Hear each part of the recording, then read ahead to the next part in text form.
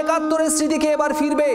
সাইরেনের আওয়াজ আপনারা পাচ্ছেন, এই সাইরেনের আওয়াজই বাজবে যখন যুদ্ধ বাঁধবে, যখন শত্রুপক্ষের আক্রমণ আসবে, সেটা বোমা হামলা হতে পারে, বিমান হামলা হতে পারে, এবং সেই সাইরেন বাজলে কি করবেন তারই মক ড্রিল এবার হবে।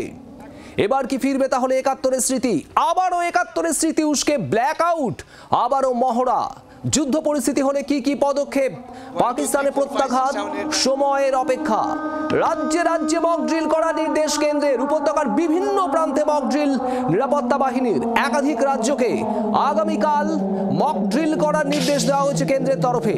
আগামীকাল মানে 7ই মে সিভিল ডিফেন্সকে মক ড্রিল করানোর নির্দেশ দেওয়া হয়েছে। সাধারণ নাগরিক, ছাত্র, পড়ুয়া, সাধারণ মানুষ তারা ঠিক কি করবেন এরকম সাইরেন বাজলে?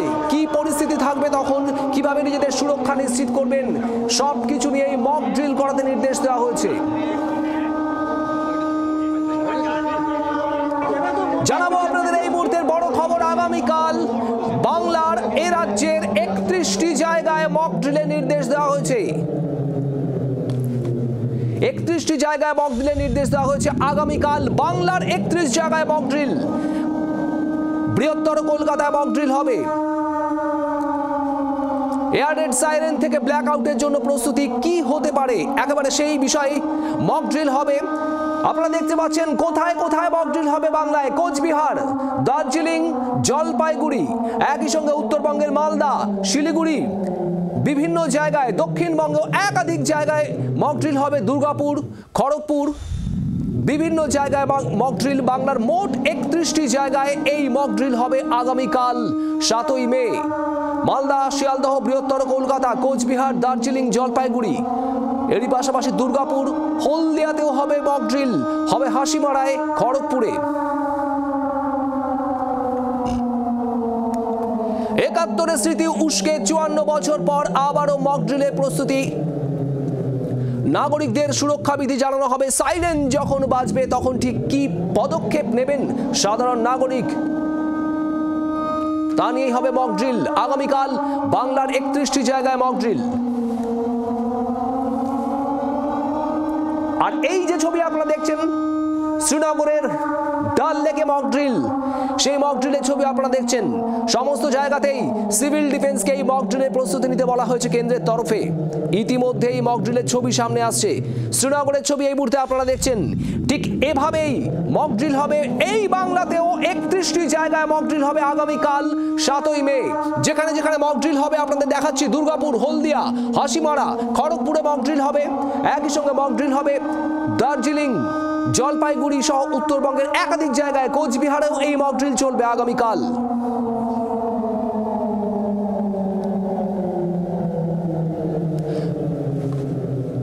রাজীব চক্রবর্তী আমাদের প্রতিনিধি রয়েছেন আমাদের সঙ্গে। রাজীবের কাছে যাব। রাজীব, একাধিক জায়গায় মক ড্রিল চলছে এবং আগামীকাল বাংলার 31 জায়গায় মক ড্রিল হবে। ঠিক কি পরিকল্পনা, কি খবর পাচ্ছে এখনো পর্যন্ত?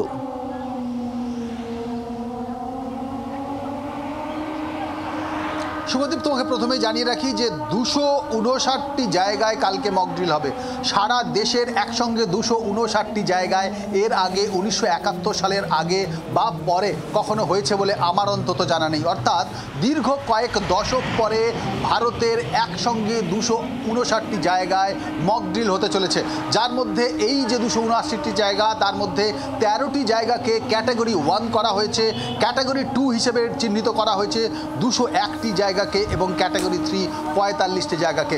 যেটা দিয়ে তুমি শুরু করলে পশ্চিমবঙ্গের 31টি জায়গায়। হ্যাঁ, অবশ্যই পশ্চিমবঙ্গের 31টি জায়গায় আগামীকাল মক ড্রিল হবে। তার মধ্যে গুরুত্বপূর্ণগুলি তোমাকে প্রথম বলে দিই, যে জায়গাগুলিকে রীতিমতো সরকার, কেন্দ্রীয় সরকার মনে করছে যেগুলিতে বিশেষ গুরুত্ব দিয়ে মক ড্রিল করতে হবে, যার মধ্যে রয়েছে গ্রেটার কলকাতা, দুর্গাপুর, হলদিয়া, হাসিমারা, খড়গপুর, বার্নপুর, আসানসোল, ফারাক্কা এবং সেক্ষেত্রে চিত্তরঞ্জন, বালুরঘাট, আলিপুরদুয়ার, রায়গঞ্জ, ইসলামপুর, দিনহাটা এবং এর পাশাপাশি কালিম্পং, জলঢাকা, কার্শিয়াং, কোলাঘাট ইস্ট মিদনাপুর, ওয়েস্ট মিদনাপুর, অর্থাৎ এই যে 31টি জায়গা, এই 31টি জায়গার মধ্যে এই জায়গাগুলি সব থেকে গুরুত্বপূর্ণ। আর যেমনটা তুমি বলছিলে, অবশ্যই রয়েছে কোচবিহার, দার্জিলিং, জলপাইগুড়ি, মালদা, শিলিগুড়ি সহ অন্যান্য জায়গাও রয়েছে, মুর্শিদাবাদ রয়েছে, হুগলি রয়েছে, হাওড়া রয়েছে। কিন্তু সব থেকে বিশেষ, অর্থাৎ একেবারে বিশেষ গুরুত্ব দেওয়া হচ্ছে যে জায়গাগুলিতে, অর্থাৎ যেখানে ক্যাটাগরি 2 রাখা হচ্ছে, অর্থাৎ যে জায়গাগুলিতে শত্রুপক্ষের নজর থাকতে পারে, শত্রুরা নজর দিতে পারে যে জায়গাগুলিতে, সেখানে এই মক ড্রিল অত্যন্ত জরুরি। সেখানে যদি কখনো আপৎকালীন পরিস্থিতি তৈরি হয়, সেখানকার মানুষ কিভাবে নিজেদের যান বাঁচাবেন, কিভাবে তারা নিজেদের প্রাণ বাঁচাবেন, কিভাবে তারা নিজেদেরকে নিরাপত্তা দেবেন, সুরক্ষিত রাখবেন, সেটাই কিন্তু এই মক ড্রিলের লক্ষ্য। আর সেই মক ড্রিল দীর্ঘ কয়েক দশক পরে 1971-এর পরে ভারতে আবার হতে চলেছে একসঙ্গে 200। একেবারে রাজীব, একেবারে স্পষ্ট, অর্থাৎ যুদ্ধের প্রস্তুতি, যুদ্ধের প্রহর গুনছে দেশ, এবং সেই প্রস্তুতি মক ড্রিল, চূড়ান্ত প্রস্তুতি। সাধারণ নাগরিক, সাধারণ সিভিলিয়ান, তারা কিভাবে প্রস্তুত থাকবেন, তাদের সুরক্ষা তারা কি করবেন যখন সাইরেন বাজবে, তারই মক ড্রিল। আর এই মক ড্রিল হবে এই বাংলার 23টি জেলার অন্তত 31টি জায়গায়, যেমনটা রাজীব জানাচ্ছিল। মোট 259টি জায়গা গোটা দেশের চিহ্নিত করা হয়েছে এবং সেখানে এই মক ড্রিল চলবে।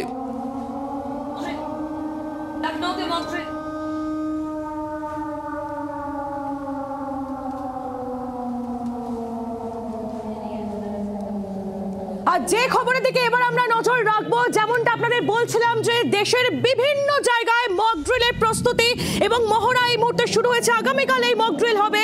জম্মু কাশ্মীরের ছবি আমাদের প্রতিনিধি তুলে ধরেছেন, সেই প্রতিবেদনের দিকে নজর রাখবো, দেখুন। एसडीआरएफ की टीम यहाँ पर है डल लेक में, और ये मॉक ड्रिल जो है, जो डल लेक में काफ़ी ज़्यादा तादाद में जो लोग रहते हैं, टूरिस्ट प्लेस है, अगर कुछ ऐसी अनहोनी होती है तो उसके लिए इसकी प्रिपरेशन हो रही है। आप देखिए पूरा इक्विपमेंट जो है साथ यहाँ पर ये देख सकते हैं आप कैसे ये इक्विपमेंट्स है वो दिख रहा है आपको। और ये एसडीआरएफ के जवान जो यहाँ पर है मौजूद है और ये सब कुछ तैयार रख रहे हैं। कल नेशन वाइड एक मॉक ड्रिल होगी, उसमें भी इनका हिस्सा रहेगा। और मैं आपको बता दूं 3 टीमें जो है रखी गई है इस डल लेक के इर्द गिर्द, जो वाटर बॉडीज हैं इनमें जो लोग रहते हैं उनके लिए।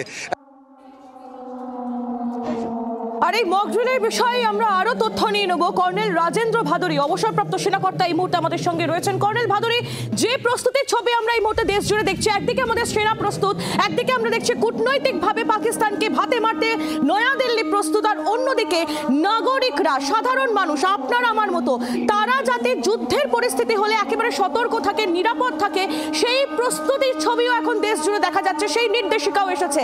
তবে কি যুদ্ধ এখন শুধুমাত্রই সময়ের অপেক্ষা? না, অবশ্য যুদ্ধ হবে কি হবে না সেটা তো সময় অপেক্ষা। কারণ হঠাৎ করে মানে যুদ্ধ শুরু হবে, আগে থেকে অনেক বেশি ঢাকঢোল পিটিয়ে অ্যানাউন্স করে যে আমরা অত তারিখে যুদ্ধ শুরু করব, সেরকম করে তো হয় না। তো সেই জন্যে সেই যুদ্ধের সব রকমের প্রস্তুতি, মিলিটারি প্রস্তুতি, গভর্নমেন্টের প্রস্তুতি, আর এই মক ড্রিল গুলো সিভিলিয়ানদের জন্য, আম যারা নাগরিক তাদের জন্য একটা প্রস্তুতি। কিন্তু পশ্চিমবঙ্গে কেন হচ্ছে সেটা মানে যাই হোক, হচ্ছে খুব ভালো কথা। কিন্তু এই ইন্ডিয়া পাকিস্তান মানে আজকের সিনারিওতে যেহেতু ইস্ট পাকিস্তান আর নেই, 1971-এ কলকাতা আর ওয়েস্ট বেঙ্গলে হয়েছিল। কারণ আমরা দেখেছি পাকিস্তান, এখন পাকিস্তানের সঙ্গে বাংলাদেশের সখ্যতা একেবারে স্পষ্ট, সেক্ষেত্রে এই সাবধানতা অবলম্বন করা তো উচিত না। ঠিক আছে, সাবধান হওয়াটা খুব ভালো, কিন্তু ডি ফ্যাক্টো আজকের ডেটে যতই পাকিস্তান আর বাংলাদেশের দোস্তি হোক, বাংলাদেশের ওই সাহসও নেই আর ক্ষমতাও নেই এই মুহূর্তে। হ্যাঁ ঠিক আছে, কেউ একাত্তা, কেউ পাগল যদি বেরোয় সেটা আলাদা ব্যাপার, কিন্তু একটা অর্গানাইজড ওয়ার যেটাকে বলে। কিন্তু কর্নেল ভাদুরী, এটা তো ঠিক যে এই মক ড্রিলের প্রস্তুতি সাম্প্রতিক কালে আমরা দেখিনি, আর এখানে এই প্রশ্ন উঠছে, তাহলে কি যুদ্ধের একেবারে চূড়ান্ত প্রস্তুতি সামনে? আর শুধুমাত্র মক ড্রিল নয়, তৈরি হচ্ছে বাংকার, নতুন করে বাংকার তৈরির প্রস্তুতি দেখা যাচ্ছে সীমান্তে আর কে পুরা, এবং সেখানেও আপনাদের দেখাবো কিভাবে বাংকার তৈরি হচ্ছে, তুলে ধরেছেন আমাদের প্রতিনিধি। 7 मई को पूरे देश में मॉक ड्रिल होनी है और उसको लेकर बड़े पैमाने पर अलग अलग सरकारें जो है तैयारी कर रही है। जम्मू कश्मीर के बॉर्डर इलाकों की बात करें तो पिछले कई दिनों से पहलगाम हमले के बाद वैसे ही यहाँ के बॉर्डर्स जो हैं वो अलर्ट हैं और इस समय हमारी मौजूदगी आरसपुर सेक्टर में है, जहाँ पर कई सारे घर हैं और यहाँ पर किस तरह से लोग छिपते हैं और पूरी तरह से युद्ध के समय में वो अलर्ट रहते हैं, क्योंकि कई सारे युद्ध देखे हैं और यहाँ पर शेलिंग भी 2017-18 तक होती रही है। ऐसे में कई सारे यहाँ पर जो बंकर्स हैं वो यहाँ पर बनाए गए हैं, जिसकी मदद से यहाँ पर लोग जो हैं छुपते हैं। इस बंकर की खासियत यह है कि मोटी दीवारें जो हैं वो इसकी बनी होती है, मोटा लेंटर यहाँ डाला जाता है ताकि किसी भी तरह पे किसी भी समय पर अगर जरूरत पड़े तो उस समय पर इस यहाँ पर लोग आसानी से छुप सके। और यहाँ पर किस तरह की तैयारियां पहले भी कई बार दिखा चुके हैं कि लगातार कोशिश यही है कि पूरी तरह से वो अलर्ट रहें और यहाँ पर आपको दिखाने की कोशिश करेंगे किस तरह से यहाँ मोटी दीवारें हैं और किस तरह से लोग यहाँ पर रह रहे हैं, क्या कुछ तैयारियां हैं। और पूरी तरह से लोगों ने यहाँ पर बल्ब पहले ही लगा लिए हैं, कई सारे जो लोग हैं वो यहाँ पर खाट बिछाकर बैठे हुए हैं ताकि यहाँ पर अगर उस तरह की स्थिति बनती है तो उस समय हम पूरी तरह से तैयार रहे। এই মুহূর্তে আমাদের সঙ্গে রয়েছে নিরাপত্তা বিশেষজ্ঞ আর্য ঘোষ। আর্যবাবু, ঠিক কি মনে হচ্ছে এই যাবতীয় প্রস্তুতির ছবি দেখে যুদ্ধ কি তাহলে হচ্ছে বা এই ধরনের কোনো একটা পরিস্থিতি সামনে আসতে চলেছে খুব তাড়াতাড়ি, সেরকমটাই কি মনে হচ্ছে না? ডেফিনেটলি দেখুন, আমি সর্বভারতীয় ক্ষেত্রেও এখানে আমি এই সম্বন্ধে আলোচনা করে থাকি এবং সেখানে যারা আসেন আমাদের ফর্মার আর্মি চিফ এবং আমার সৌভাগ্য যে জেনারেল বেদ মালিক আমার সাজেশন একটা নিয়েছিলেন, ফরওয়ার্ড করেছেন তিনি সৈন্যবাহিনীকে এবং কার্গিল যুদ্ধের যিনি অধিনায়ক এবং চিফ অফ আর্মি স্টাফ এবং আরো অনেকে জেনারেল হুডা ইত্যাদি সবাই আসেন। তো আমি সর্বভারতীয় ক্ষেত্রে মতামত দিয়ে থাকি। আমি আপনাদেরকে একটা কথা বলি, বিশ্লেষক হিসেবে আমাদের এটা এনভিসেজ করা উচিত সামনের দিকটা, যে বাংলাদেশের সঙ্গে কিন্তু চায়না আছে। চায়না পাকিস্তানকে সম্পূর্ণভাবে সাহায্য করে যাচ্ছে।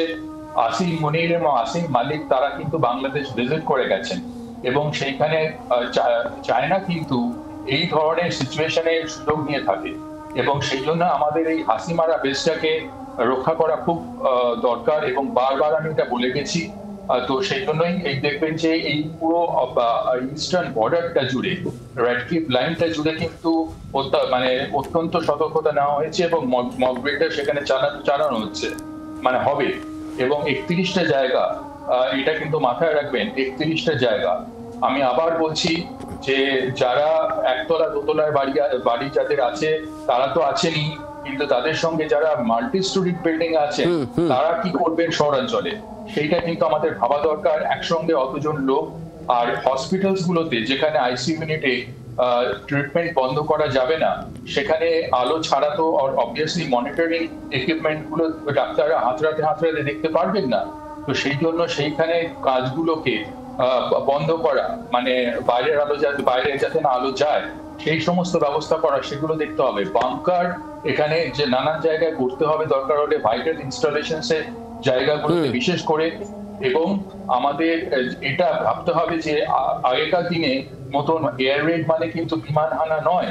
আগেকার দিনে জাপানিজ এয়ারক্রাফট আমরা ইতিহাসে পড়েছি, কলকাতায় বম্বিং করে গেছিল, কিন্তু এখন মিসাইলস, এখন হাইপারসোনিক মিসাইল, সুপারসোনিক মিসাইলস এগুলো আছে। তো সেগুলো কিন্তু আমার পাকিস্তানের যা মিসাইলস আছে, ভারতের প্রত্যেক কটা রাজ্য, প্রত্যেকটা একেবারে আজবাবু, আপনি আমাদের সঙ্গে থাকুন, আমরা ছবি দেখাচ্ছি এবং সেই ছবি একের পর এক ছবিতে কিন্তু এটাই স্পষ্ট হচ্ছে যে চূড়ান্ত প্রস্তুতি চলছে সব জায়গাতেই। জম্মুর স্কুলের ছবি আপনারা দেখছেন, সেখানে মক ড্রিল, যুদ্ধকালীন পরিস্থিতি, যুদ্ধ বাদলে সেখানে যা হতে পারে, যে কোনো রকম পরিস্থিতিতে কিভাবে সাধারণ নাগরিক মোকাবিলা করবেন। স্কুলের ছবি আপনারা দেখছেন, স্কুলের পড়ুয়াদেরও কিভাবে প্রস্তুতি দেওয়া হচ্ছে মক ড্রিল স্কুলের ভিতরেও।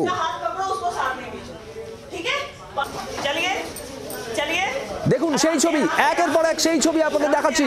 জম্মুর স্কুলের ভিতরে যখন পড়ুয়ারা থাকবেন সেই সময় যদি এই ধরনের পরিস্থিতি তৈরি হয়, যুদ্ধের পরিস্থিতিতে ঠিক কি করে নিজেদের রক্ষা করবেন। জম্মুর স্কুলের ছবির পাশাপাশি লখনউয়ের ছবি আপনাদের দেখাবো। লখনউয়ের স্কুল, সেখানেও মক ড্রিল চলছে। সমস্ত সাধারণ নাগরিক, পড়ুয়া, তারা কি করবেন যুদ্ধের পরিস্থিতিতে, কিভাবে নিজেদের রক্ষা করার চেষ্টা চালাবেন। হাতে কলমে শেখানো হচ্ছে, সেই পরিস্থিতি আপনারা দেখছেন এই মুহূর্তে উত্তরপ্রদেশের লখনৌয়ের ছবি। এক এক করে বিভিন্ন জায়গার ছবি উঠে আসছে। যাবো আরো একবার, নিরাপত্তা বিশেষজ্ঞ আর্য ঘোষ রয়েছেন আমাদের সঙ্গে। আর্যবাবু, এই ছবিগুলো আমরা সাম্প্রতিককালে গত কয়েক দশকে দেখিনি। একাধিকবার পাকিস্তান ভারতের মধ্যে সম্পর্ক সেটা উত্তেজনামূলক জায়গায় গেছে, সংঘাতের পরিস্থিতি তৈরি হচ্ছে, কিন্তু এই ছবিগুলো ঠিক কি নির্দেশ করছে আর্যবাবু, কি মনে হয়? এটা নির্দেশ করছে এটাই যে আপনার এটা আনপ্রেসিডেন্টেড, এবং আনপ্রেসিডেন্টেড বলেই special situation demand special action এবং প্রিপেয়ারনেস। স্পেশাল সিচুয়েশন, এটা আনপ্রেসিডেন্টেড সিচুয়েশন, অভূতপূর্ব একটা ঘটনা যেটা হবেই, মানে ইমিনেন্ট, এবং সেটার জন্য অভূতপূর্ব প্রিপেয়ারনেস আমাদের তো ছিল না, সেটার জন্য আমাদেরকে তৈরি করতে হবে। এবং এই ক্ষেত্রে আমি আবার বলবো, প্রত্যেকটা থানায় সাইরেন দরকার। এই যে দেখলেন একটু আগে ওখানে ডেমনস্ট্রেশন দেওয়া হচ্ছে, সেটা ডেমনস্ট্রেশনের জন্য একটা গাড়ি থেকে হ্যান্ড মানে এই করা ইকুইপমেন্ট, একটা আপনার হ্যান্ড বেসিক্যালি মেকানিক্যাল সাইরেন নিয়ে আসা হয়েছিল বোধহয়, কিন্তু ম্যানুয়ালি করা, কিন্তু থানায় থানায় করা দরকার। আমি যেমনি বলছিলাম, আমি যেখানে থাকি আমার এক পাশে বেহালা পর্ণশ্রী থানা আর এক পাশে বেহালা থানা, তার মধ্যখানে আমি থাকি। আমার জুরিসডিকশন পর্ণশ্রী থানা বেহালায়, কিন্তু কোনো থানায় আমি কোনোদিন সাইরেন শুনিনি। আমি কলকাতা পুলিশকে বারবার অনুরোধ করে গেছি সাইরেনটা বসান। সাইরেনটা তো দুর্যোগের সময় দরকার হয়, সাইক্লোনের সময় দরকার হয়, বিভিন্ন সময়। আর রাজ্য পুলিশের ডিজিকে আমি অনুরোধ করব, মাননীয় মুখ্যমন্ত্রী যিনি পুলিশ মন্ত্রী বটে তাকে অনুরোধ করব, এবং আর একটা অনুরোধ করব সবাইকে, কলকাতা পুলিশ কমিশনারকে সাইরেন বসানোর জন্য। আর একটা অনুরোধ করব শ্রীকুমার মুখার্জি, মাননীয় শ্রীকুমার মুখার্জি, উনি he is the gem of a person. আমি কোনোভাবে ডিজাস্টার ম্যানেজমেন্টের সঙ্গে যুক্ত। আমি যখন আয়লা হয় আমি বিশাখাপট্টনামে ছিলাম, সেইখান থেকে আমি আমরা আসবো আপনার কাছে, আপনি আমাদের সঙ্গে থাকুন। যোধপুরের ছবি আপনাদের সামনে তুলে ধরবো। আপনারা দেখতে পাচ্ছিলেন কিছুক্ষণ আগে আপনাদের সামনে লখনৌর ছবি তুলে ধরছিলাম জম্মু কাশ্মীরের ছবি, আর এবার যোধপুর রাজস্থান সেখানকার ছবি তুলে ধরবো আপনাদের সামনে। সেখানেও চলছে মক ড্রিল, দেখুন। बात करूं मैं जोधपुर की, तो सिविल डिफेंस और साथ में सेना और पुलिस सब कुछ तैयार है। जोधपुर में जिस तरीके से भारत पाक के बीच हालात बन रहे हैं, युद्ध जैसी स्थिति बनती है तो क्या कुछ रहेगा। सिविल डिफेंस पूरी तरीके से तैयार है। देश कल पूरा देश मॉक ड्रिल कर रहा है। 244 जिलों में मॉक ड्रिल होगा, और यह वो सायरन है जो 1971 में भी बजा था और फिर कल बजेगा। तमाम लोगों को अलर्ट किया जाएगा कि किस तरीके से युद्ध के हालात होने पर उन्हें अलर्ट मोड पर जाना है। যুদ্ধের পরিস্থিতি যদি তৈরি হয় তাহলে কিভাবে আপনারা নিরাপদ থাকবেন, সেই প্রস্তুতি এই মুহূর্তে দেশ জুড়ে চলছে। আর অন্যদিকে কূটনৈতিক ভাবেও কিন্তু ভারত তৈরি হচ্ছে। আপডেট নেব। একদিকে যেমন আমরা জানি যে কেন্দ্র স্বরাষ্ট্র সচিব তিনি এই মুহূর্তে অত্যন্ত গুরুত্বপূর্ণ একটি বৈঠকে রয়েছেন, এবং সেই সময় প্রধানমন্ত্রী নরেন্দ্র মোদী তার বাসভবনে গিয়ে পৌঁছেছেন জাতীয় নিরাপত্তা উপদেষ্টা অজিত ডোভাল। আপডেট নেব। রাজীব চক্রবর্তী আমাদের প্রতিনিধি রয়েছেন সরাসরি আমাদের সঙ্গে। রাজীব, কি খবর?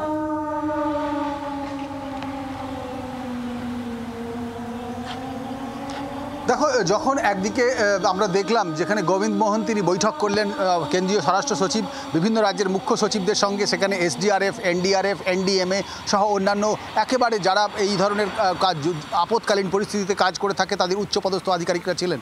ঠিক সেই সময় প্রধানমন্ত্রীর বাসভবনে 7 নম্বর লোককল্যাণ মার্গে পৌঁছে গিয়েছেন জাতীয় নিরাপত্তা উপদেষ্টা অজিত ডোভাল। অজিত ডোভাল গতকালও প্রধানমন্ত্রীর সঙ্গে দেখা করেছেন। 24 ঘন্টার মধ্যে দ্বিতীয়বার গেলেন অজিত ডোভাল প্রধানমন্ত্রী নরেন্দ্র মোদীর কাছে। মনে করা হচ্ছে মূলত যে মক ড্রিল আগামীকাল হতে চলেছে, সেই মক ড্রিল নিয়েই আলোচনা। সারা দেশ জুড়ে এই যে 244টি জেলায় মক ড্রিল করা হবে, সেই মক ড্রিলের কীভাবে করা হবে, এত বছর পরে, কয়েক দশক পরে আবারও সমগ্র দেশ জুড়ে মক ড্রিল, সেই বিষয় নিয়ে আলোচনা। কিন্তু এখানেই জল্পনা থাকছে, এবং এখান থেকে একেবারে রীতিমতো সাসপেন্স রেখেছে ভারত। সেই সাসপেন্সে সব থেকে যদি বেশি কেউ চিন্তাগ্রস্ত হয়ে থাকে সেটি পাকিস্তান। ভারত কি ভাবছে, ভারত কি করছে, কখন ভারত আক্রমণ করবে তা নিয়ে কিন্তু পাকিস্তান রীতিমতো পাকিস্তান সঙ্গে থাকো। বাংলার আওয়াজ, বাঙালির আবেগ, জি 24 ঘন্টা।